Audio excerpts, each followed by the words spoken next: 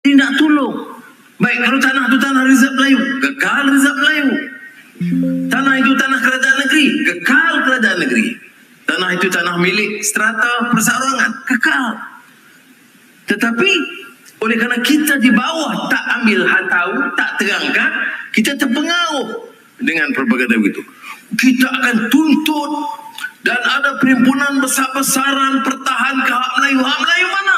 Kamu nak paksa orang Melayu di bandar jadi miskin, papakan dana di situ, dan kita nak gunakan kuasa kita bangunkan supaya rumah mereka sampai selesa, 3 bilik, 2 bilik air, dan kamu kata kami khianat.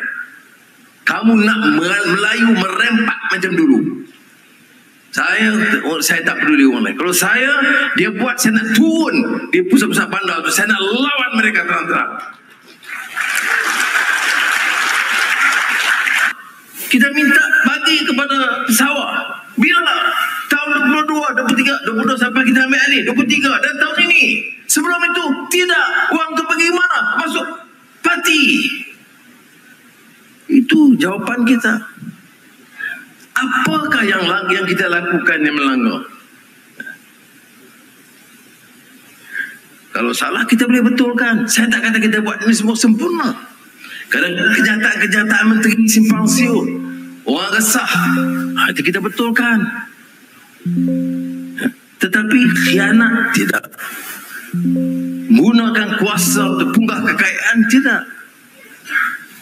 Tapi perubahan ini ambil masa. Kita bentang umpamanya yang paling akhir tentang undang-undang pembangunan bandar. Mereka nak guna jadi jago. Habislah Melayu. Habis tanah Rizab Melayu. Itu menipu. Undang-undang pembangunan bandar ini, tengok Kuala Lumpur. Flat Sri Perlis. Saya ingat sangat kan saya pergi di situ. Dah tahun 60 buat. 60-an. Dah hampir 50 tahun di situ. Usang. 1 bilik. Yang duduk situ yang paling miskin. Saya tengok. Saya sekarang Perdana Menteri Keuangan.